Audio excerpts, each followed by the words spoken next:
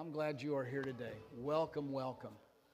Well, I don't know about you, but around the Hosey household, when it's Thanksgiving weekend, the weekend after Thanksgiving, besides all the leftover turkey, there's one thing that always happens. We have to start decorating for Christmas. That's just what we always have to do. Anybody else besides that? I mean, Thanksgiving is not even, the smell's not even out of the house, and you're already decorating for, okay, that's what always happened around us. We take our Christmas decorations kind of seriously, so seriously that we are known to begin shopping for the Christmas decorations for the next Christmas. We start usually the day after Christmas. I mean, anybody ever go to get the Christmas decorations because they're on sale, right? Okay. One year, so here's what happened. Here's the story. One year, we decided we needed a new tree because ours looked like it had been through that and more. And so we go and we shop and we finally find this tree right after Christmas so we could get it on sale. Great, brought it home, put it away with all the decorations. The next year we get it out, plug it in, and guess what? Half the lights didn't even work. I mean, it's one more example of things that are just not built to last, right? We've been in a series on Built to Last, and the thing we've been trying to say, there is one thing that was always intended to be built to last, and that is the church. And we've had a wonderful month of celebrating the 100th anniversary of this church. And as a way to do that, we've been focused on this series, Built to Last. Jesus said, I'll build my church, and the gates of hell will not withstand it. So whatever else this thing, a church, was intended to be, Jesus clearly meant for it to be built to last. And in 1923, we've said, a group of Jesus followers right here in Caney got in on that. And here we are 100 years later. Isn't that great? And look at you. You're amazing. I'm just so glad to see you today on this holiday weekend. As we've celebrated this big milestone for our church, the question I've been taking to the Word of God has been, so what is it that makes for a church that's built to last? What's that take? And by extension, and I hope you've caught this, by extension, how do I do that in my life? How do I build make my life such that I can handle whatever comes my way? Okay, anybody else had a year that you've had some stuff happen? Is it just me? I mean, how do you have a life that's built such that you can last no matter what happens to you? That's what I've been asking as we've talked about this church that's built to last. And we started by looking at the one thing without which Scripture makes it really clear that no church ever lasts, and that's passion. You got to have a passion for it. Church is always intended to be the most exciting thing that you can imagine. It's supposed to be something to be celebrated, not something to be tolerated. Okay, confessions. Anybody ever went to church and it was just you tolerated it because you got drugged to church? I've had people tell me I had a drug problem when I was a kid. I was drugged to church every Sunday, every Wednesday. But church was never intended to be something tolerated. It's supposed to be celebrated. It's not supposed to be a duty. It's supposed to be a delight. And so there's passion that builds a church to last. And then we looked at the thing without which you're not going to even have a church, and that is people. We looked at how Jesus went to that messy place called Caesarea Philippi with all those messy people to make it very clear that his intention was to build a church where everybody knows nobody's perfect, but everybody's welcome, and so anything's possible. And I want to believe that about us here. Then last week, with probably the shortest lesson I've ever taught in this church, don't get used to it, I spent about 2.5 minutes talking about the purpose that will build a church to last. Jesus used that analogy. You're the salt of the earth, you're the light of the world, and I think he did that as a way to explain that the purpose of this thing called the church is to build lives so worth their salt that we become a sight for sore eyes. And I want to live that way, and I want us to live that way as a congregation. But today I want to finish this whole thing by talking about the process. The process how do you make that happen? How do you build a church, or how do you build a life that lasts come what may? What's the process of making that happen? Now, to introduce this whole lesson, I've got a question for you, or I got a statement. Let's put it this way. I got a statement that I want you to consider. The life you want may not come through the avenue you think. The life you really want, and we all want, okay, the life you want may not come through the avenue that you think. I think that's what Jesus was talking about in his famous Sermon on the Mount when he said, seek first the kingdom of God and his righteousness, and all these other things will be added to you as well. Now, our problem is we get all focused on all these other things. Jesus doesn't dismiss them. All those other things that life you really want. Listen, Jesus doesn't dismiss those things that we tend to focus so much of our life on more than we want to admit. Things like where we're going to live, how we're going to make a living, who we're going to make that living with, how we're going to fix this situation, what am I going to do about that relationship. Am I the only one that spends time thinking about those things? Jesus doesn't dismiss those other things, all those other things. He just redefines, catch this, he just redefines how we go about seeing those met. Okay? He redefines how to go about taking care of those. He says, you do that by seeking him first. Seek first his kingdom. In other words, make him the priority. Make him the number one. Make him first place in your life. And seek, he didn't just say that. He said, and seek his righteousness first. In other words, follow the process I set out. Follow the pattern. Do things this way, this right way, okay? He doesn't dismiss all those other things that we think about and we want and we're concerned about. He doesn't dismiss them. Instead, he simply redefines how to take care of them. He says, listen, I'll take care of all those other things if you'll take care of the priority and the process. The priority, make me first, and the process, how you go about this. And I want to talk about the process as it relates to a church that's built to last and a life that's built to last. And so if you have your Bibles, I want you to locate John chapter 15, one of my favorite passages of all time in Scripture. John chapter 15 in the first 5 verses, okay? Because there I find Jesus explaining how to apply this principle of priority and process that he spoke about in his Sermon on the Mount to our lives in an everyday way, using an analogy, I think in a great analogy, of a vine and its branches. Have you found John 15 yet? Here's what he said. I'm the true vine, Jesus says. And my Father is the gardener. As we go through this, do not miss the players in his metaphor. Okay, Jesus is the vine, the Father's the gardener, and we are the branches in his analogy. Jesus says he cuts off every branch, the Father does, in me that bears no fruit. While every branch that does bear fruit, he prunes so that it will be even more fruitful, okay? Jesus clearly wants us to live a life of fruitfulness, a life of abundance. Good.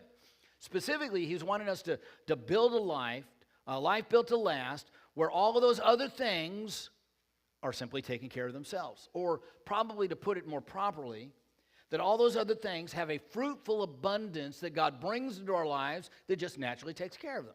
Did you follow me? God wants you to build a life such that there's such a fruitfulness to your life that all those other things you tend to worry about so much, listen, they just kind of take care of themselves because of the fruit that God bears in your life. Okay? Follow that. You are already clean, he says, because of the word I've spoken to you. In other words, this is not a salvation issue, people. This is an issue of what we do after we're saved in order to live out a life of salvation in abundance. Your salvation is already taken care of when you put your trust in Jesus and give your life to him. So don't go stressing out about that, Jesus says. Instead, let's talk about the process. Let's talk about what to do after your salvation, to work out your salvation, to live in such a way where there's an abundance of fruitfulness in your life that's going to take care of all those other things that you tend to get so focused on. Jesus says, remain in me. Here's how you do it. Remain in me, and as I also remain in you. No branch can bear fruit by itself. It must remain in the vine, and neither will you bear fruit unless you remain in me. So don't miss the key word here. What did he repeat over and over and over? The word remain. Some of your translations use the word abide. Jesus defines it again when he summarizes his whole lesson in the final verse when he says, I'm the vine, you're the branches. If you remain in me and I in you, you will bear much fruit. Apart from me, you can do nothing. And that is the verse that I have sought to let mark my life. Apart from me, nothing. Don't miss the change, though, between, did you catch where he said you're going to bear fruit, you'll bear more fruit, and you'll bear much fruit? Don't miss that in this passage, and we're going to talk about that in a minute. And don't miss the fact that failure to follow the process he lays out, failure to remain, leads to a life of nothing, nada, zip, zilch. You got it? Okay. This is not a salvation issue, though. This is an issue of what to do after you're saved in order to live a life of abundance, in order to have a life so full of love and joy and peace and patience and all those other fruits. A life so full, so fruitful, that it just takes care of all those other things in life that you tend to think about and worry about and that we all want. So again, I'll say it. The life you want may not come through the avenue you think. We tend to get all caught up on those other things. True? Am I the only one? We tend to get so caught up on them. How am I going to do this? What's going to work out with that? Where am I going to live? Who am I going to do it with? How am I going to work out this? What about that relationship? Man, about this. Okay, we tend to get so focused on those things. Getting life our own way. And getting our own way to that kind of life. And I think that's why Jesus goes to such length to explain the process for having a fruit-bearing life. He says, the way you get a life of abundance, hear this, the way you get a life of abundance and fruitfulness is to remain in me. The word that he uses there, meno, again, some of your translations have abide. It literally means stay in the same place, stick with the same process, do it the same way, and then do it again. Do it the same way, and then do it. Stick with it. And that teaches me several things I'm going to try to share with you. God helping me today. I think this is so incredibly important if we'll learn it. So I want to begin with this one. Here's where I want to begin. Please get this in your head. Faithfulness is what produces your fruitfulness. Faithfulness is what produces your fruitfulness. Remain in me and you will bear fruit, he says. That's the process. Stick with a life of faithfulness. It produces an abundance of fruitfulness that can take care of all those other things that you tend to get so worried about. That's the process. And that's exactly why so many Christians struggle with having a life of fruitfulness. Say what? It's exactly why we struggle with fruitfulness, because we don't remain. We don't stick with it. We don't remain faithful to it. Our tendency is to always look for a quick fix. Okay, am I the only one that does that? We want the quick fix. We want the magic solution that'll take care of anything and everything. And if you don't believe that, remember that gym membership you signed up for in January?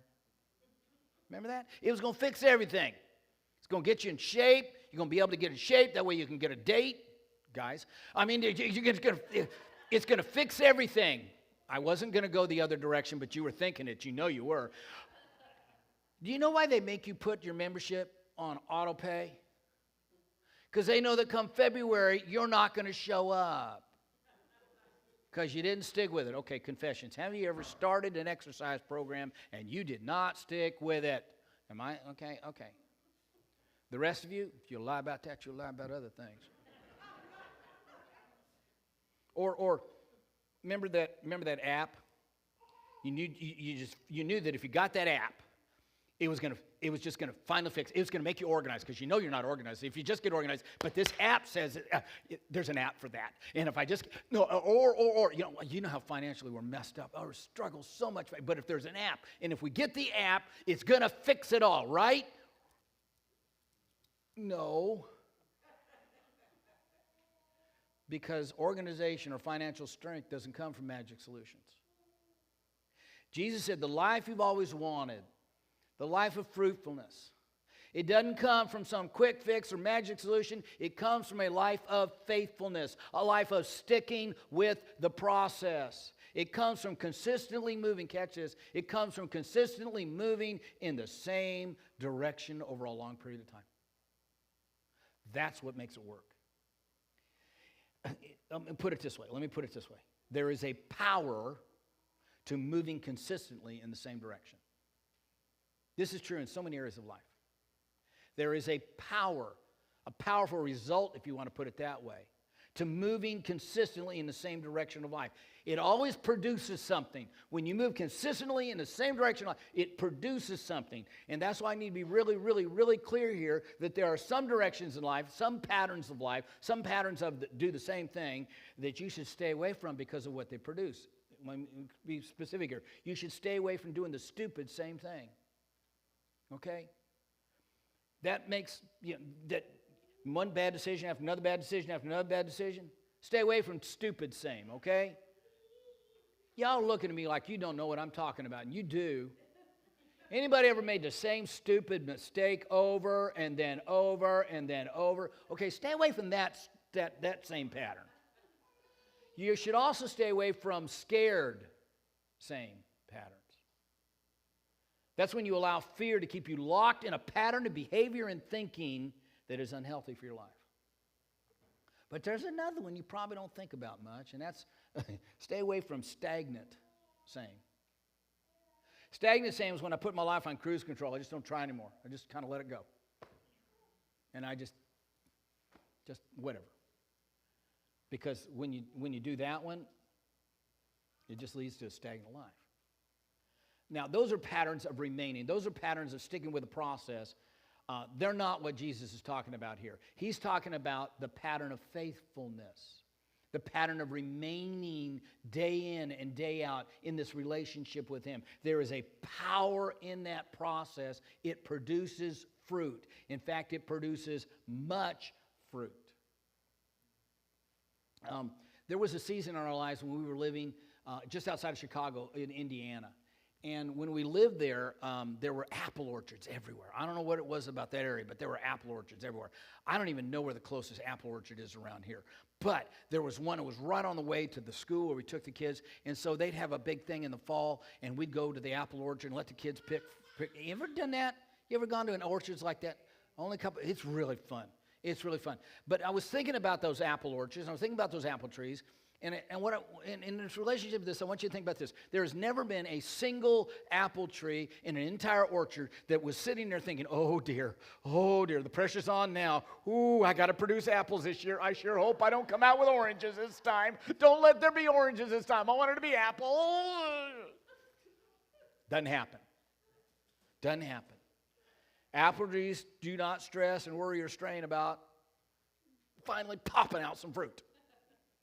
They don't ever think, oh no, what if it, oh wow, it happened again this year. Amazing, I had fruit. Apple trees don't do that. What do? They just stay planted in the soil. They just continually draw nutrients from the soil. They just continually pull the moisture out of the soil. And then they allow that life to flow through them, and it just naturally produces fruit. So what Jesus is saying here, please catch this. Just stay faithfully connected to me, and my life's going to flow to you, and it's going to flow through you and produce fruit. That's the way it works. You don't have to white-knuckle your way through the Christian life. Oh, you don't have to white-knuckle it hoping, oh, man, I hope I'm more loving this year. I hope I'm more loving. I just hope I'm more forgiving to people. I just want to be more consistent this year. No. Just stay connected to Jesus. Just keep drawing from his nutrients in your life. And you know what's going to happen? You're going to produce fruit. Consistently moving in the direction of faithful relationship to Him produces something. Fruit. It just happens naturally. So stay connected to the vine, because faithfulness is what produces fruitfulness.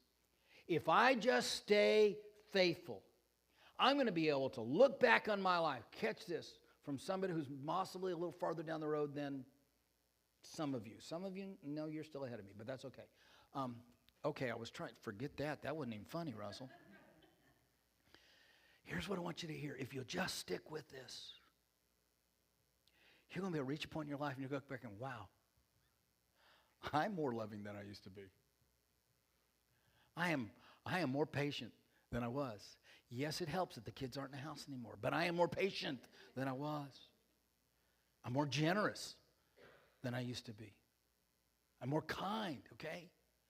You'll be able to look back because you stayed on in the process. You stayed moving in the same direction, and it naturally produced fruit.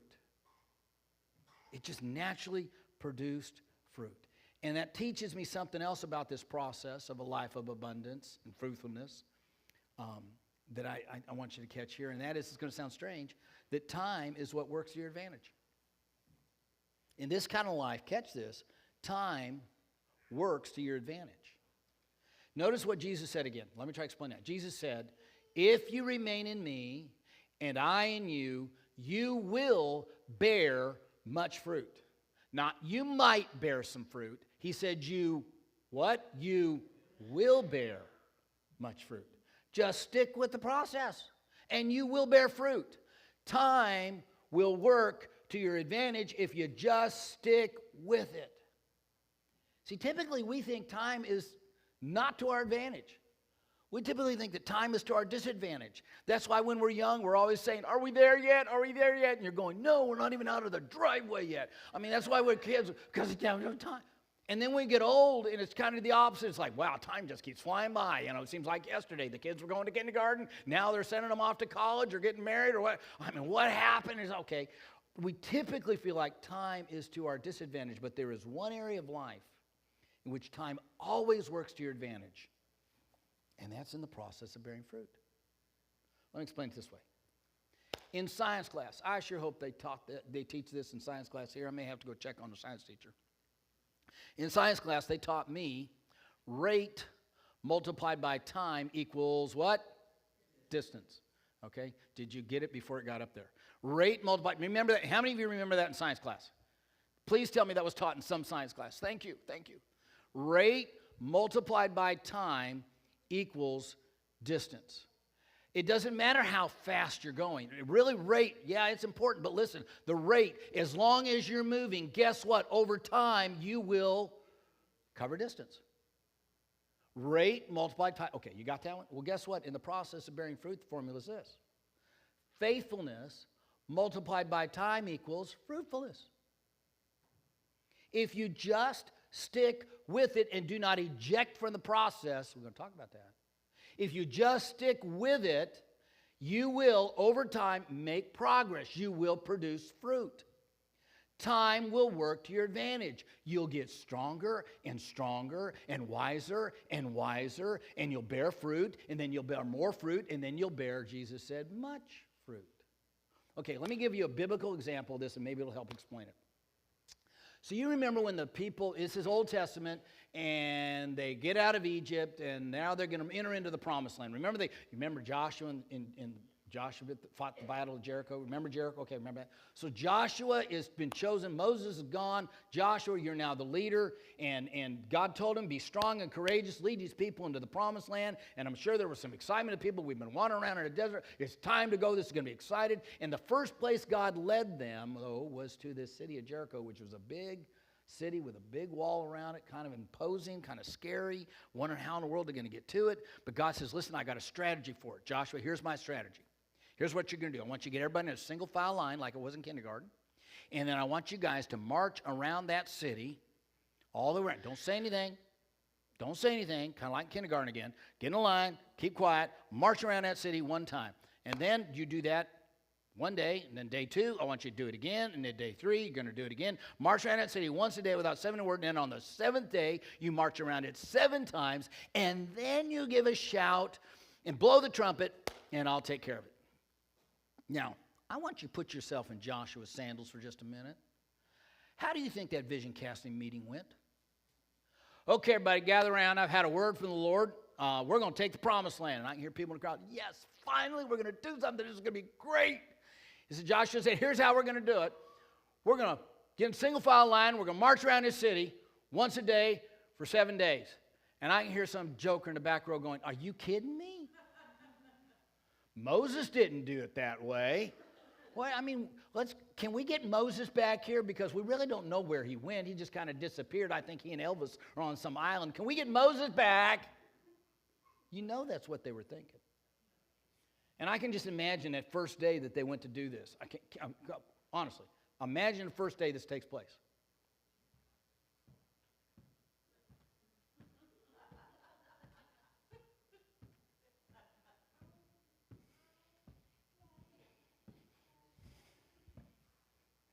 Josh says, okay, tomorrow, same place, same time, we're going to do it again. Ready? And don't you know that they're losing their minds over this? And by day 4, you've got to know some jokers on the back row are saying, I haven't even seen a pebble shaking that wall. I mean, nothing's coming down. I don't see how we're going to just give a shout and this is all going to take care of itself. You know what? I am out of here. My point is, so many people and so many churches They miss fruitfulness in their lives because faithfulness takes time to produce fruitfulness. Faithfulness that produces fruitfulness always takes time. But we feel like time is to our disadvantage, so it's not happening. So what do? We eject from the process. Anybody else out that way besides me? Am I the only one like that? Example, we get to day 4 of 21 days of prayer. Church having 21 days of prayer. We get to day 4, and you know what? Nothing seems to be happening. Nothing's coming about from our prayers, and we're like, God, I haven't had a Dr. Pepper in 4 days. You should have done something by now. You know, God, it's not happening. What's going on here? And so what do? We quit. We start reading our Bible, and, you know, and so we quit. But God, who is not on our timeline, because he exists outside of time and knows exactly the right time, God knows when it's time to blow the trumpet and the wall will come down for you. But he also knows when it's time to march around that wall again, and then march around it again, and then march around it again. And some of you have been believing and believing and believing for something. Something in your family, something in your health, something in your finances, something about the job. But you haven't seen a pebble even move yet. You haven't seen any shaking in the wall. So what are you doing? You're out of there. Please catch this. Time is always to your advantage when you move consistently in the process. Time is always to your advantage when you move consistently through the process. Faith multiplied by time will equal fruit. Fruit, more fruit. So stick with the process. Every day, prayer. Every day, get in the Word. Every day, live a generous life. Every day, serve God in some form of ministry. Every day, stick with the process, because faithfulness multiplied by time equals what? Fruitfulness. That's the process. When you do it consistently over time, there will be fruit. It may be day 7. It may not be until day 70. It may not be until day 7,362. But the same God who said the walls will come down and the land will be yours is the God who said, you remain in me and you will bear fruit. Not you might bear fruit. You will bear fruit. That just teaches me that time works to our advantage when we move consistently in the right direction. But it also teaches me something else. And you're not going to like this one. So if you might want to tune out. The routine is what has to be your reward. I know that sounds strange. Let me try to explain it this way. Jesus said, remain in me and I will remain in you. Period. End of sentence. That was the end of that sentence in verse 4. You stick with me and I'll stick with you. That's the big deal here. That's the reward. The reward of remaining in me is that I remain in you. There's a relationship there. Now that relationship is going to naturally produce fruitfulness, but it's the relationship that's the reward. If you remain in me and I'm in you, you will bear fruit. That'll be the byproduct. Apart from me, though, apart from that relationship, there's not going to be any. The fruit's the byproduct. The reward is the relationship. The reward is I remain in you. I stick with you. And if you make that reward, if you make that the reward, oh man, you're going to end up great. If you don't make that the reward, you're not going to end up with anything. You're going to end up with nothing. Because catch this, if we make the fruit the reward, then the routine becomes monotonous, it becomes defeating, and we give up. Please know that. If we make the fruit the reward, the routine just becomes monotonous and empty and defeating and depleting. The routine, the day in and the day out of abiding in Jesus must become the reward. Did you hear that? That routine of you day in and day out, abiding in Jesus, talking to him, relating to him, reading his word, listening, serving, loving, that routine day in and day out, that must become the reward. Because the reward, that routine, by the way, is where you're going to spend most of your life. That routine is what's most of the ministry of a church.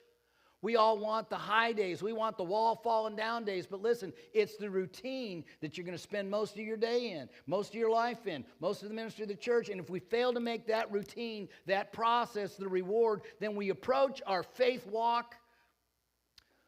Well, we approach it the same way we approach a treadmill. I don't want to do it, but I guess I have to. Okay, am I the only one that thinks that every morning when I get up and walk on that treadmill? If anybody tells you that they like running or walking on their treadmill, would you please get them checked out? There is something wrong with that. I mean, nobody likes it. But I guess I have to. I had that extra donut on the way to church yesterday, so I'm going to have to walk a little longer today. If we fail to make the remaining in Jesus the reward, then the routine becomes like our treadmill. I don't want to, but I'll be in trouble if I don't, so I guess I'll have to. And we do that with God. I don't want to go to church, but I'll be in trouble if I don't, so I guess I have to. I don't want to read the Bible today, but I'll probably be in trouble if I don't, so I guess I have to. Does this sound familiar to anybody besides me? I don't want to serve at that church and ministry, but I guess I don't want to be generous. I don't want to be putting anything in that offering plate, but I guess I have to because I can't serve in ministry there if I don't. But I guess I don't want to, but I'll have. I hate my treadmill, folks. And I was so glad for holidays because I woke up and went, it's a holiday. I'm not getting up and doing it. And later I got on my scales and it went, you are an idiot. If the routine does not become the reward in your life, your faith journey will become like the treadmill. The routine must become the reward in your life. Otherwise, the faith journey is nothing but a treadmill. I'm just grinding it out. I'm working hard. It's no fun, but I'm doing it. Jesus is saying, no.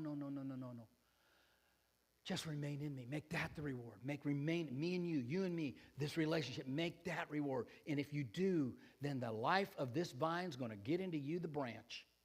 And then you know what's going to happen? The fruit's going to take care of itself. And you're going to have a life of abundance, so abundant it's going to take care of all those things that you're so worried about. The life you want may not come through the avenue you think. So stick with the process. Remain in me. I'll do the heavy lifting. I'll take care of the fruit if you just take care of the remaining. You take care of the process. And then one final thought, and this is the hardest one, but I need to give it to you. Don't forget that the gardener is responsible for the season. Let's talk for a moment. Don't miss the fact that Jesus was very clear in defining the characters in this story. There was the gardener, who was the Father. There was the vine, who was Jesus, and then the branches, who are who? Us. He's very clear about defining these characters. And he says, I'm the vine, you're the branches, my Father's the gardener. Okay, confessions. I grew up in the city. I don't know anything about growing fruit. I don't. But I noticed that Jesus said that if I remain in the process, I will bear fruit. He just didn't bother to say when I would bear that fruit. He did, however, say that every season of my life would be a different. He didn't say every season would be a fruit-bearing season. Okay. He didn't say that every season in the church is going to be a banner year. Catch that. But he did say that if we're faithful to the process, we would bear fruit, and then we'd bear more fruit, and we'd even bear much fruit. Now again, I know very little about growing anything. I really don't. But I do, you know what I do know about? Google. I know about Google. You just ask Google. And if you Google fruit vines, you're going to find out that there are actually multiple seasons in the cycle of a fruit vine, the fruit-bearing cycle of a fruit vine, okay? One of those seasons is called the season of dormancy. Doesn't look like anything's happening on the surface, but there's a lot going on underneath. One of those seasons is the season of pruning. Ooh, That's where the dead stalks got to get cut away so that the vine can produce even more fruit. Then you've got the budding season. That's where leaves start to sprout and woohoo, looks like things are starting to finally happen. And you've got the ripening season where the fruit finally matures, and you got to let go through that season. Anybody ever picked you ever picked one that wasn't mature yet? Ate that fruit? Whoa, you talk about a sour. Anyhow, then you've got the harvesting season. And that's the fun season. That's the season we all want to live in, right? I just want to live in harvest season, but that's not the way it works. And here's the point. There are different seasons. And if you don't know what season you're in, you're going to want to eject from the process. Catch that? There are different seasons in your life. And if you don't know what season you're in, you're going to want to be out of there because it's not the season you want to be in. See, for example, we want to be in the promotion season. We want to get that new job. We want to get that promotion and a new salary. But God's saying, no, I've got you in a developing season where I'm going to mature your abilities and skills. I'm out of here. I'm looking for another job. Am I the only one that's ever done this? Y'all looking like you don't know what I'm talking about. You know, we want a breakthrough season. We want victory here. And God says, no, I want you in a perseverance season to learn how to stick with something. My point is that we have to trust the gardener because he's the one that's responsible for the season. I just noticed that in his analogy, Jesus made sure multiple times everybody knew their position. He said, I'm the vine, you're the branches, my Father's the gardener. Everybody has a role. That means everybody has a responsibility. The vine has a responsibility. Jesus, the vine, has a responsibility to send the life out to the branches. He said, I've come that you might have life and you might have it abundantly. How do you get that life abundance? Just remain in me because my job is to get it out into you.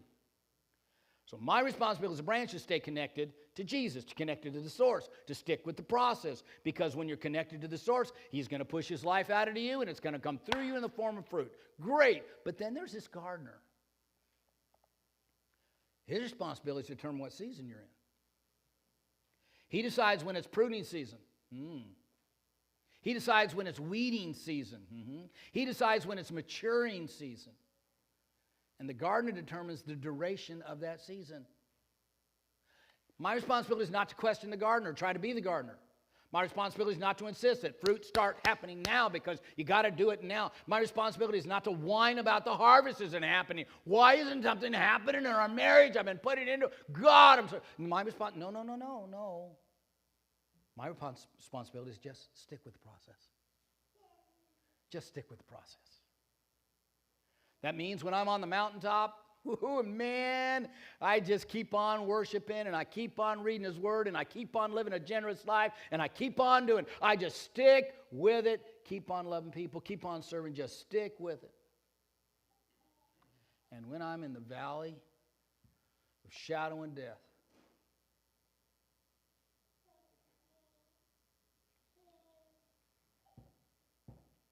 I stick with it. I keep on reading his word. Keep on getting on my knees and praying. I keep on coming and serving. I keep on loving people. I keep on being generous. Because he said, if I stick with the process, he'll take responsibility for the fruit. The avenue to the life you want may not be the avenue you think. Because the avenue is the process of remaining in Jesus. So here's my final word on this whole series of lessons. Here's how you experience a life built to last. The process is what makes the difference. As long as you do it again. Is this really making a difference? I mean, come on. Is this really making a difference in my family? Yes, if you do it again. It only doesn't make a difference if you don't do it again. Eject. You catching that? So love him again. Serve him again. Give again. Pray again. Worship again. Open the Bible again. Just like building the lives of your kids, folks. Your grandkids. You hug them again. You say, I love you again. You tell them again you're proud of them. You stop them in the hallway as they're going down and not paying attention to you or looking like they just crawled out of bed because they did, and you tell them, I love you again. Do it again. Then you do it again. Then you do it again. And if I've got to get in your face day after day after day, I want you to hear it. He still loves you. You'll matter to him. Because that's what will produce fruit. Jesus said, remain in me as I remain in you, and you will bear fruit. I don't know when, but I know you will. The life you want may not come through the avenue you think, but if you stick with the process, it will come. So do it again and again and again. Lord, I want to pray for those who've gathered here today, both on site and online. I so much want us to know that you're more committed to us than we are ever thought about being committed to you. And if we just will stick with it, if we won't give up, eject, go try something else, if we'll just stick with you, you will produce abundance in our life that can take care of all those other things we get so worried about. And Father, I realize that there are those in this room right now who have not been sticking with it, and they know they're not. They're not. They may be coming to church sometimes. They may be coming to church every week, but they're not really remaining in you, and they know it. Would you grant that this morning your sweet spirit would draw them up so close and say, hey, come on, get back in the process. Get back in the process. Let's talk. Let's talk. Let's just get back in the process. Because God, when we stick with it, you will produce fruit in us. And I'm just asking God that you let that be the case in the lives of those in this place, the lives of those who join us online, that you would grant that we would be a church that sticks with the process. So now, Lord, as we go to leave this place today, to go to home, to go to work, to go to wherever, would you grant that there would be an undeniable sense of your presence that goes with us? And would you do this for me, Lord? Would you let every person in this room, every person online, hear my heart and hear my voice? They matter to you.